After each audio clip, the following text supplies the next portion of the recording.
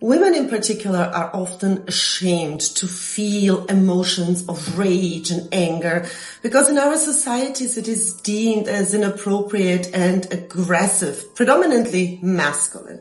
But we forget that anger is also the dark feminine energy in all of us, the most primal expression that wants to roar and wants to be liberated. If you have ever experienced raw anger, and there is a reason why I keep emphasizing on that word, then you'll know what a powerful force lies behind it. And here is what most won't tell you about anger. What are the two most primal instincts in humans? It's our desires and our need for survival.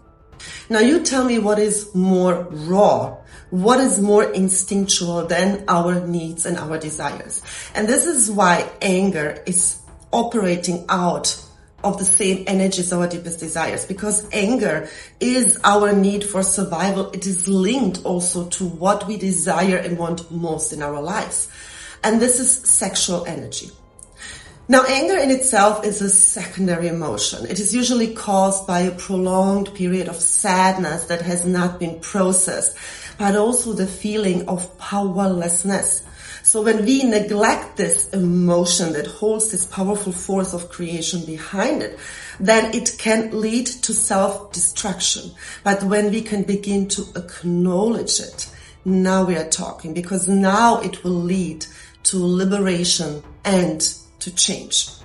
Anger also can be birthed through us. So when a child is in the womb of its mother and the mother is going through a strong period where traumatic or challenging events have happened in her life during the pregnancy and she hasn't resolved them, then that child has that imprint within them. So I see this a lot with my clients that are usually super peaceful and accomplished, happy people, but they have this anger, this raw force inside of them that they simply can't explain.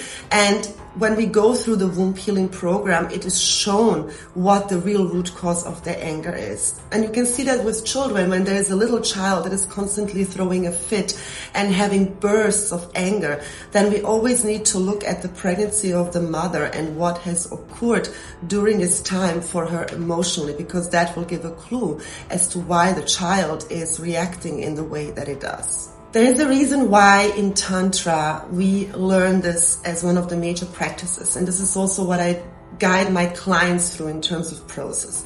We transform this raw energy of our libidos into the transcendent power of creativity.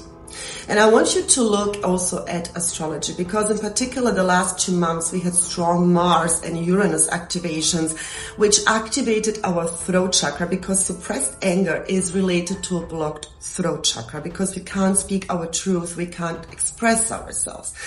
Now, with all these activations, what emerged in the collective was a lot of anger. In astrology, Mars is the planet that rules aggression and willpower, sex, and our energy, amongst other things. So you can do the math. Now, when we work with anger, we need to work with breath, with energy, and with asking the right questions. So this is a somatic, energetic experience. And we have only 2 energy outlets, which are our breath and our orgasm. And this doesn't mean that, we should be going around as an outlet and banging every person that we get the chance to get a relief, or punching someone in the face. But what it means is that we need to allocate that place in our body where we feel the anger. Breathe through it and allow this energy to flow back to its source, to where it came from, so to its root cause truly. And we do that by asking the right questions. So not why am I angry, but what and who lies behind my anger truly? Which energy in me is transforming into anger? Remember, anger is a secondary emotion. There has been a previous emotion that has not been resolved that led to that anger. From where within me, this is where we ask the question about the location in the body, is this energy coming from, bubbling up? What is the source from inside of me, where this energy is emerging, the spot in the body? I would like to invite everyone, but in particular women, not to suppress anger or to brush it off, but to feel it and to acknowledge it instead. You know, when I was younger, I had a lot of anger outbursts when I felt that I was treated unfairly, or when I felt I didn't have a power in that situation. I was pretty much a victim to it. But with the years, I learned to really work with that powerful force.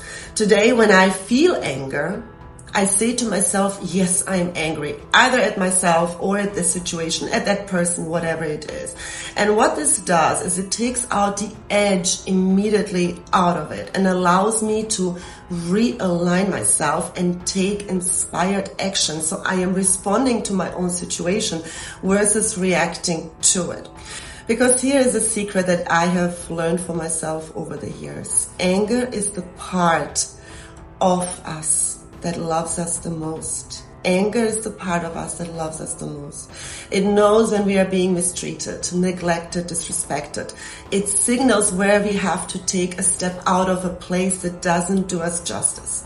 It makes us aware that we need to leave a room, a job, a situation, a relationship, or simply old patterns that don't work for us anymore. It shows us where we have repeatedly given our power away.